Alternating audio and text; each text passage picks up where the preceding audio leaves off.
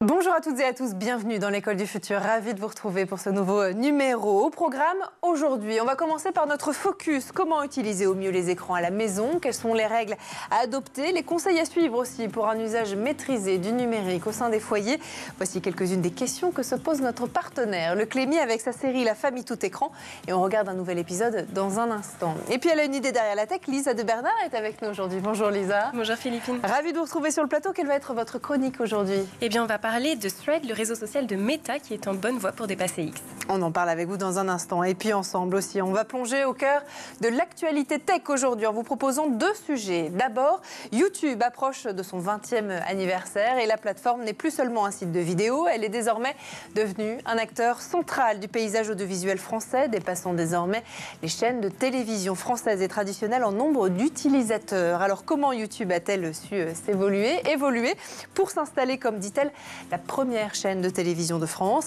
Et puis en deuxième partie, on va parler de ces 7 familles françaises qui ont décidé de mener un combat inédit en Europe en assignant TikTok en justice. Elles accusent le réseau social chinois d'avoir exposé leurs enfants à des contenus faisant la promotion du suicide, de l'automutilation, des troubles alimentaires, des vidéos qui auraient eu des conséquences dramatiques sur leurs enfants.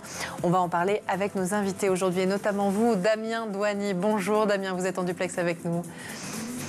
Oui, bonjour Philippine. Ravi de vous retrouver. Merci infiniment d'être parmi nous. Vous êtes journaliste tech et responsable du Creative Lab de Narrative. Et puis vous êtes bien sûr accompagné de Lisa de Bernard. On en parle tout de suite, juste après le focus. Focus aujourd'hui sur une utilisation saine et maîtrisée du numérique au sein des foyers avec notre partenaire, le Clémy, et un nouvel épisode de sa série La famille tout écran qu'on découvre tout de suite. On vous a préparé quelque chose. C'est pour la fête des mères? Non, c'est plutôt pour la défaite des mères. Bon, bah je vais vous laisser, moi. Celle des papas qui mentent aussi.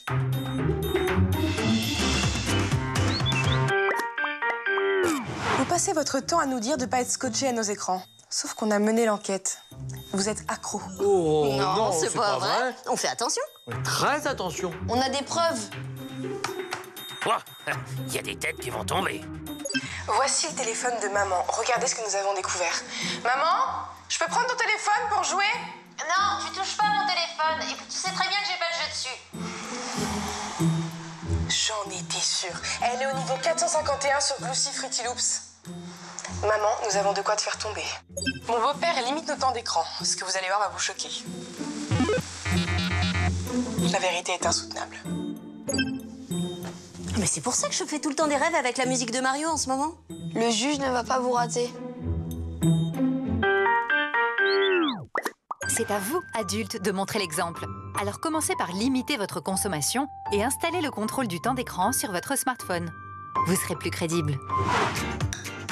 Je vous déclare coupable. Vous serez condamné à faire un gâteau au chocolat toute la semaine.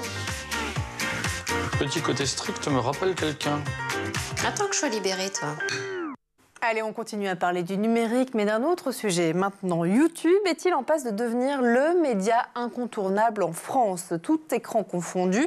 Selon les chiffres de Médiamétrie, le géant de la vidéo en ligne devance désormais les chaînes de télévision traditionnelles en nombre d'utilisateurs, avec plus de 42 millions de Français connectés chaque mois.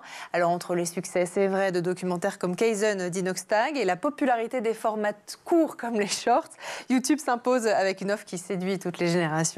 La plateforme est-elle donc en train de redéfinir notre façon de consommer l'audiovisuel et la télévision? On en parle tout de suite avec nos invités dans la première partie du talk. Et on va commencer avec vous, Lisa de Bernard, si vous le voulez bien. On a parlé effectivement de ce carton pour la plateforme YouTube. Qu'est-ce que ça signifie tout ça pour l'industrie audiovisuelle, que YouTube ait dépassé aujourd'hui les chaînes de télévision traditionnelles en nombre d'utilisateurs, en tout cas en France? Eh bien, déjà, c'est significatif d'un changement au niveau des habitudes de consommation. Alors attention, il faut tout de suite pondérer au niveau des chiffres, puisqu'en fait, Justine Rist, qui est donc la directrice France de YouTube, c'est elle qui a dit qu'effectivement YouTube était devenue la première chaîne de France. Cela étant dit, ce qu'il faut savoir, c'est que aujourd'hui YouTube, comme vous l'avez dit en introduction, en tout cas sur le mois de mai, donc c'était au moment où Médiamétrie a fait son étude, c'était donc 42,6 millions d'utilisateurs de plus de 15 ans sur tout le mois. Mais TF1, à cette période-là, a tout de même 52 millions d'utilisateurs, donc ils ne l'ont pas encore tout à fait dépassé. Là où Justine Rist a pu dire que YouTube était devenu la première chaîne de France, c'est plutôt sur le fait que aujourd'hui le téléphone portable est devenu le premier écran que l'on utilise pour regarder du contenu et non plus la télévision. Donc c'est sur ça spécifiquement qu'elle s'est appuyée pour dire que YouTube était devenu la première chaîne de France. Voilà. Alors en revanche, effectivement, YouTube, au fil des années, a gagné en utilisateurs, surtout auprès du jeune public qui, effectivement, a des habitudes de consommation pour les écrans tout à fait différentes de leurs aînés. Merci, Lisa. Est-ce que vous partagez cet avis, Damien, effectivement? Comment vous expliquez aussi l'attrait de YouTube pour les millions de Français, notamment dans la tranche d'âge des jeunes et des plus de 15 ans, notamment? Ça fait, allez, on va dire 10 ans que YouTube serait une chaîne de télévision, mais c'est un mensonge. Dans le sens où ce n'est pas vrai. Comme vous l'avez souligné à quelques instants, les Médiamétrie a d'ailleurs réfuté les chiffres en disant que non, c'est une approximation assez grossière que de dire que c'est la première chaîne de France. C'est faux. D'abord, YouTube n'est pas une chaîne de télévision, c'est une plateforme de vidéo. Donc en gros, c'est plus proche de Netflix ou d'un vidéoclub en ligne que véritablement une chaîne de télévision. Une chaîne de télévision, c'est linéarisé, il y a des programmes les uns après les autres, il y a une ligne éditoriale, il n'y a pas d'algorithme qui pousse des contenus, ce qui est tout à fait le modèle de YouTube. Lui, en revanche, un vidéoclub, on va chercher les vidéos qui nous intéressent, l'algorithme nous en propose quelques-unes parce qu'il pense que ça peut nous intéresser, et donc comme ça, il capte notre attention. Donc il y a là-dessus une très grosse approximation, mais qui est intéressante, parce qu'en fait, la raison pour laquelle YouTube fait ça, c'est simple, c'est qu'en fait, l'objectif de YouTube, comme beaucoup de plateformes, comme Netflix, Prime Video, c'est de tuer la télévision classique. Et donc, en faisant cette approximation et en mettant en avant ça, c'est un moyen d'envoyer un message aux annonceurs pour leur dire « Allez, laissez tomber le vieux monde, venez chez nous, nous sommes l'avenir ». Ça, c'est comme ça qu'il faut décrypter les choses. Et puis, dernier point, YouTube, aujourd'hui, les Français passent en moyenne 41 minutes sur YouTube. Il faut savoir qu'ils passent en moyenne 95 minutes sur TikTok par jour. Donc, j'ai pas la sensation que TikTok ait dit qu'aujourd'hui, ils étaient la nouvelle télévision. Cependant, oui, c'est vrai qu'il ne faut absolument pas, bien sûr, on va dire, minorer ces chiffres et ni, on va dire, faire en sorte de se dire, bah non, c'est totalement marginal. C'est faux. Il est tout à fait vrai, en revanche, que YouTube, comme tout ce type de plateforme, aussi bien Netflix qu'un TikTok ou autre, sont l'avenir de la diffusion de vidéos auprès des nouveaux publics. À l'époque des chaînes de télévision classiques, la diffusion, c'était la télévision, comme son nom l'indique, le rectangle noir qu'on a dans le salon. Aujourd'hui, par l'avènement de plusieurs écrans, et à commencer par le premier qui est le smartphone, qui est un autre rectangle qu'on a dans la main, effectivement, c'est désormais le smartphone qui est devenu la première télévision. Et donc, de fait, ces outils-là, ces plateformes comme YouTube, TikTok, Instagram ou autres, ils ont été construits, ils sont nés avec ces outils-là, et logiquement, enfin, YouTube est né un peu avant avec le web, et donc logiquement aujourd'hui, par le fait de diffuser sur plusieurs écrans, on a une audience cumulée qui est énorme, et vous le disiez Philippine, sur la tranche des jeunes, oui, c'est vrai, ces plateformes-là en termes d'usage sont en train de supplanter la télé à papa. Merci beaucoup, Damien. Alors c'est vrai, en quoi la diversification aussi des formats dont je parlais en introduction, courts, longs, les shorts, horizontaux, verticaux aussi, est-elle cruciale pour la croissance de YouTube, Lisa? Eh bien parce qu'ils répondent justement, comme pouvait le dire Damien, à des besoins très différents. Qu'on regarde un short ou un format long, on ne cherche pas du tout le même type de contenu. Le short, ça va être ce qu'on peut retrouver effectivement sur les réseaux sociaux comme TikTok, puisque c'est de cette plateforme que YouTube s'est inspiré pour pouvoir créer ce format-là. Donc on va chercher du contenu pour plus se divertir, on va dire momentanément, cette notion de scroller, voilà, il n'y a pas de recherche de fond, alors que sur des formats un peu plus longs, on va chercher un véritable contenu qui permet notamment de se documenter ou de se divertir. D'ailleurs, il faut noter qu'aujourd'hui, sur YouTube, grâce notamment à l'avènement des télés connectées, on a justement un succès de plus en plus important pour les formats qui dépassent les 21 minutes. D'accord. Voilà, donc c'est vraiment cette notion de pouvoir apporter différents types de satisfaction en fait au niveau de l'utilisateur. Voilà. Quand vous parliez, Lisa, du format long, le film Kaizen d'Inoxtad avec ses millions de vues, c'est vrai, et puis sa diffusion en salle, ça a été un phénomène. Est-ce que ça aussi, ça révèle quelque part le pouvoir de YouTube aujourd'hui? Alors ça révèle son pouvoir dans le sens où YouTube a permis à des anonymes de trouver une certaine célébrité, de créer des communautés autour d'eux. Et donc aujourd'hui, ces personnes-là ont de l'influence. Moi, de mon regard, comment je le décrypte, Kaizen, c'est que finalement, Inoxtag, aujourd'hui, je pense que peu importe où il proposera du contenu, que ce soit au cinéma, à la télévision, sur d'autres plateformes, en fait, sa communauté le suivra parce qu'il y a cette proximité et cette envie de suivre ses actualités. Donc, ce n'est pas nécessairement YouTube en lui-même, c'est les personnalités qu'il a créées. En revanche, là aussi, je vais un petit peu nuancer. Le succès de Kaizen, il faut savoir aussi que c'est dû à une anomalie au niveau de la chronologie des médias. C'est-à-dire que ce documentaire a été diffusé, normalement, le taux autorisé pour les salles pour des diffusions spéciales, pour des séances spéciales, c'est 500 salles. Aujourd'hui, Inoxtag, il a eu la chance, quelque part, j'ai envie de dire, de pouvoir diffuser Kaizen dans 900 salles, ce qui a participé aussi du succès qu'il y avait autour. Et donc, je pense aussi du succès que ça a eu ensuite sur YouTube, les répercussions que ça a eu. D'accord. Je me tourne maintenant vers vous, Damien. Je vous voyais acquiescer sur les propos de Lisa. Est-ce que ça veut aussi dire que cet événement, des formats longs, notamment sur YouTube, de plus en plus de documentaires aussi, est-ce que ça veut dire que c'est bientôt la fin de la télévision, et notamment la fin de la télévision généraliste? Alors, si on reprend l'analogie avec Inoxtag, c'est lui la chaîne de télé. TF1, c'est Inoxtag. Vous voyez, la seule différence, c'est qu'on est passé d'une logique de chaîne de télévision à des personnalités qui ont une audience et qui agrègent une communauté, donc une audience, qui font le choix de venir regarder leur contenu, comme on fait le choix d'aller regarder TF1, France 2 ou une autre chaîne parce qu'on aime les contenus de cette chaîne. Donc ça, c'est la première bascule qu'il faut avoir en tête et qui est un vrai changement.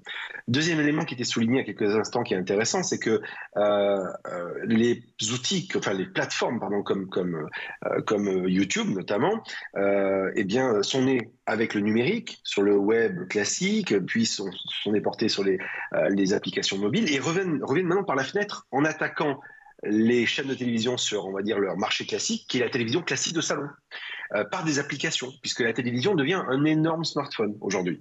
Et à côté de ça, ce qui est assez amusant, c'est de voir que les chaînes de télévision, elles, sont en train de devenir des plateformes. On appelle ça la plateformisation.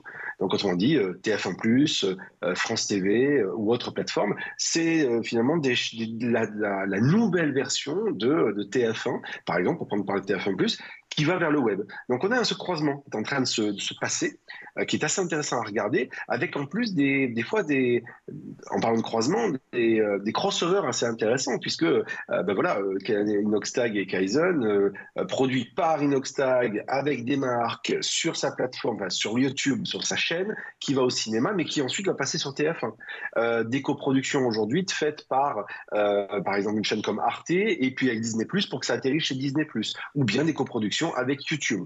Donc c'est assez intéressant de voir cette évolution, et comme je le disais tout à l'heure, c'est pas nouveau. Il y a une dizaine d'années, YouTube avait mis de l'argent pour produire des contenus inédits sur sa plateforme. Ça n'a pas marché.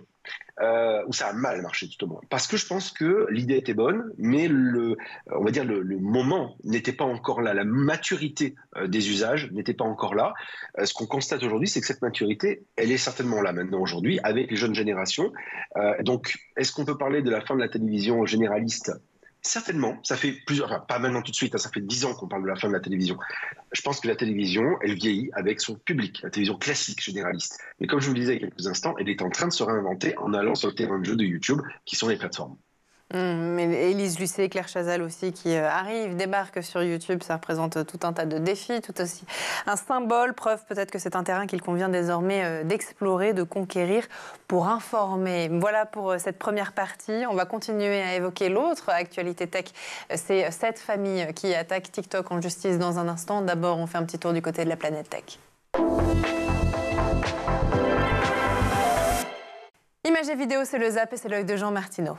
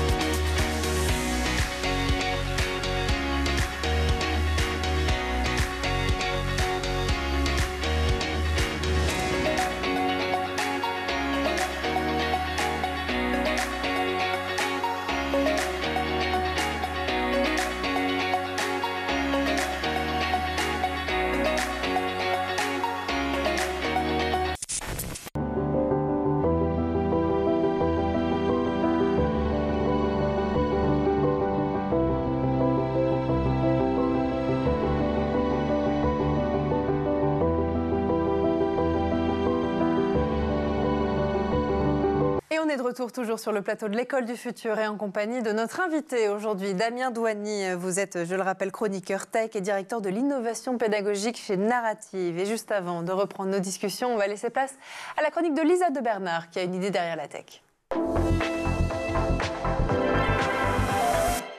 Lisa, entre Mark Zuckerberg et Elon Musk, la guerre des réseaux sociaux fait rage. Chacun redouble, c'est vrai, d'ingéniosité pour attirer des utilisateurs. En témoigne notamment l'ascension fulgurante de Threads, le dernier réseau social de Meta, qui, en quelques mois seulement, a réussi à conquérir 275 millions d'utilisateurs actifs.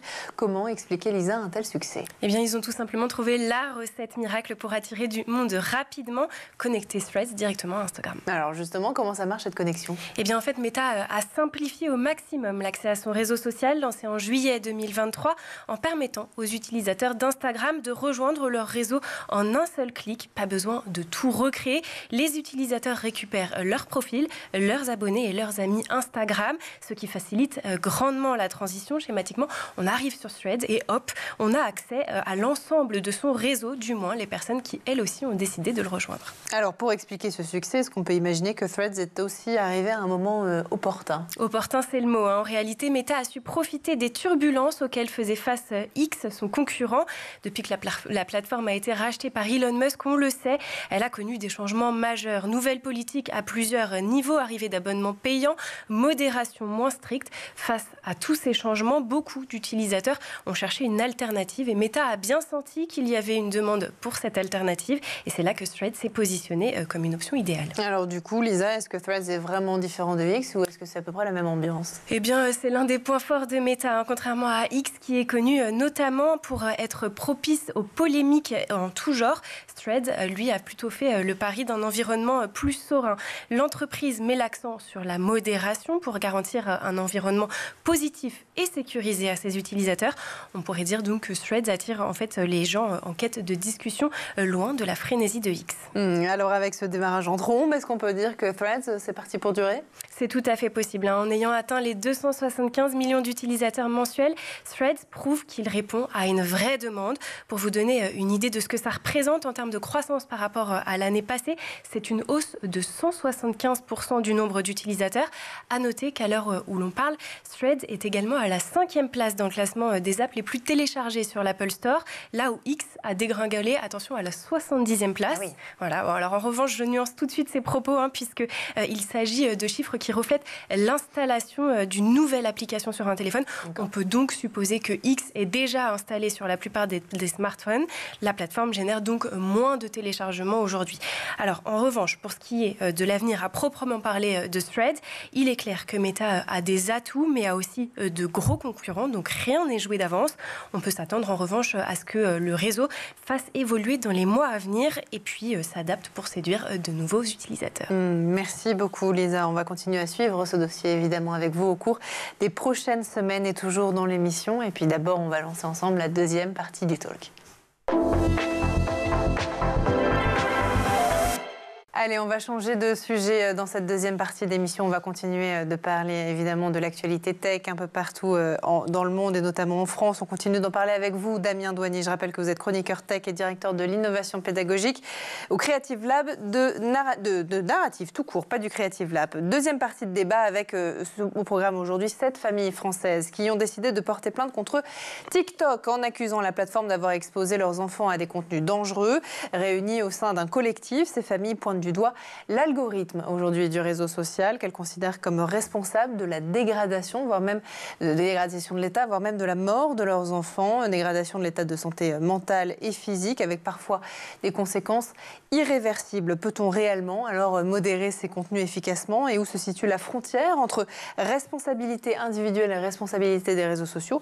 On en parle ensemble et on va commencer avec vous, Lisa de Bernard. Ces familles accusent donc TikTok de ne pas avoir modéré les contenus sensibles. Est-ce que ça, c'est un problème spécifique à TikTok ou plutôt générale aux réseaux sociaux? Non, clairement pas. Hein. On sait que toutes les autres plateformes comme TikTok, Instagram, Facebook et X sont régulièrement citées dans des affaires et justement pour des questions de modération, ce à quoi le DSA est en partie venu répondre. En revanche, il est clair que TikTok a un algorithme particulièrement puissant puisque en fait, il fonctionne notamment sur l'engagement des utilisateurs et il a tendance à donc proposer de plus en plus de contenu. Plus vous interagissez avec TikTok, plus vous avez de contenu qui remonte dans votre page qui s'appelle les pour toi.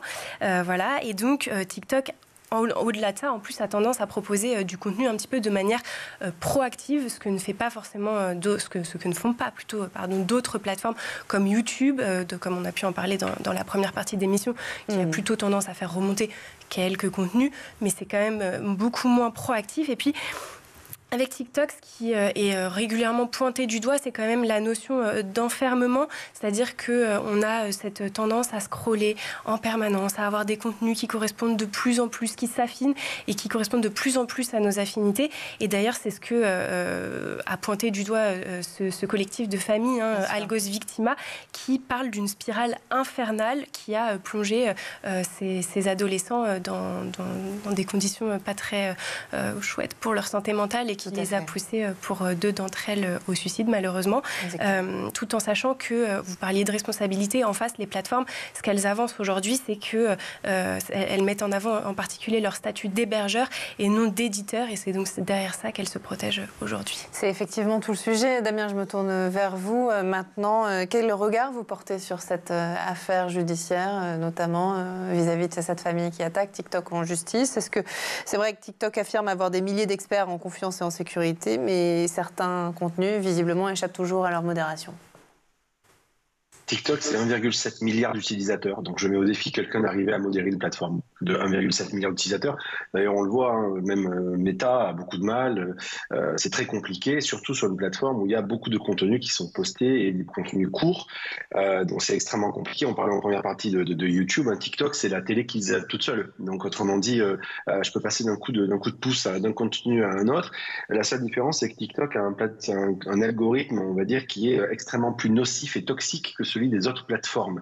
Et il est extrêmement, d'ailleurs, très bien fait, au sens où il est très bon pour arriver en quelques vidéos à cerner un peu qu'est-ce qu'on aime et à nous pousser des contenus qui peuvent nous intéresser. Et des fois, faire des pas de côté aussi. Mais globalement, l'objectif de TikTok, comme toutes ces plateformes, c'est d'ailleurs de capter notre temps d'attention. Et donc, à partir de là, la technique est assez simple, c'est celle qu'on appelle la technique du dealer. Je vous donne une première dose, ça vous plaît, vous avez votre récompense de dopamine et je vais vous en donner encore plus. Et TikTok, son algorithme est particulièrement bien fait pour ça, et c'est en ce sens qu'il est extrêmement toxique. D'ailleurs, il y a quelques mois, l'ONG Amnesty International a sorti un rapport qui mettait en avant la très grande toxicité de la plateforme et de son algorithme, justement, qui a mené à des cas comme celui que nous déplorons aujourd'hui, qui est le suicide de certains adolescents qui sont déjà peut-être pas bien, on va dire, avec leur adolescence, et qui vont s'enfermer dans des contenus, ce qu'on appelle une bulle de filtre. Ils vont s'enfermer dans ces contenus qui, peut-être pour les plus fragiles, vont les pousser à l'acte. Donc je trouve extrêmement bien que des familles attaquent TikTok. On verra ce qui se passera si la plateforme réagit. Mais c'est une première et je pense que c'est tout à fait salvateur. TikTok parle effectivement de responsabilité aussi, Damien et Lisa, envers ses utilisateurs. Qu'est-ce que ça signifie aujourd'hui, ce mot en pratique? Pour une plateforme, vous en avez souligné l'ampleur avec son milliard, voire même bientôt 2 d'utilisateurs sur TikTok. Quand on voit aujourd'hui, Lisa, les drames qui se produisent, est-ce que cette notion de responsabilité, est-ce qu'elle existe vraiment et qu'est-ce qu'elle vaut aujourd'hui face à ces histoires et notamment ces déboires judiciaires? Alors, qu'est-ce qu'elle vaut ? Finalement, pas grand-chose, je crois, au vu du nombre de cas d'adolescents, et pas que d'adolescents d'ailleurs, mais de personnes qui voient leur santé mentale se dégrader. Alors certes, il y a des choses qui sont mises en place, notamment une modération un petit peu plus rigoureuse, mais également le fait que certaines plateformes, au-delà de TikTok, d'ailleurs, fournissent des ressources aujourd'hui pour pouvoir se tourner vers des associations ou autres lorsqu'on ne se sent pas bien sur une application. On a aussi d'autres mesures qui ont été prises, notamment sur TikTok, de pouvoir mettre en place un système de pause numérique.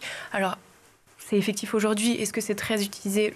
J'en suis moins sûre. Hein. C'est la pause numérique. Normalement, c'est une alerte qui peut apparaître sur l'écran au bout de 60 à 120 minutes de passer sur l'application, qui vous incite justement à couper un petit peu et à sortir de cette boucle infernale. Mais bon, déjà, quand on voit 60 ou 120 minutes, c'est quand même relativement long.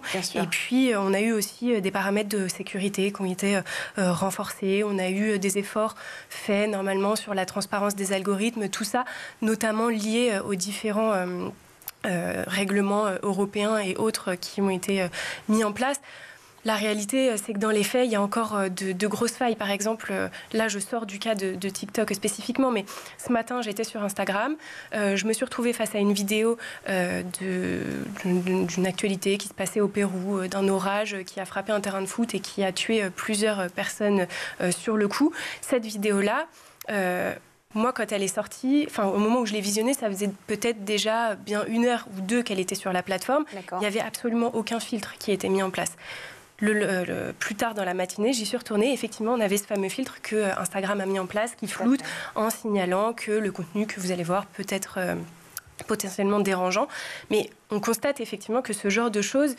Entre le moment où les vidéos sont postées et le moment où il y a une réaction, que ce soit de la part de l'algorithme par intelligence artificielle ou grâce à de la modération humaine, il y a un laps de temps durant lequel le jeune public peut être exposé et ça peut avoir des conséquences. Des conséquences graves, effectivement. Et c'est vrai que ce que souligne aussi chacune de cette famille qui attaque aujourd'hui TikTok en justice, c'est cette notion d'addiction à ces contenus, d'automutilation, de pousser les enfants et notamment les jeunes à penser au suicide, etc. Est-ce que cette addiction aux réseaux sociaux, justement, Damien, elle est aujourd'hui reconnue en France comme un véritable problème de santé publique? Oui, elle est reconnue et si ce n'est pas vraiment le cas, ça va le devenir.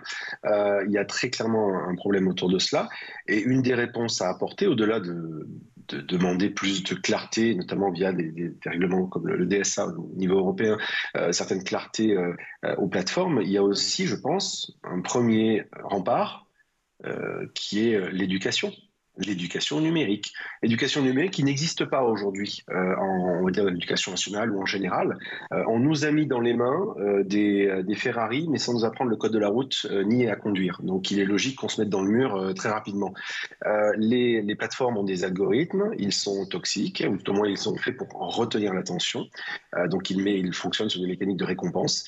La première chose que l'on peut faire aujourd'hui, et notamment lorsqu'on est parent, c'est d'abord de dialoguer avec ses enfants, avec ses adolescents, leur expliquer comment fonctionnent ces plateformes, leur expliquer aussi, parce que je pense que tout le monde n'en a vraiment pas conscience. On en parle aujourd'hui, mais je pense qu'il y a un nombre énorme de gens qui ne savent pas exactement comment ça fonctionne.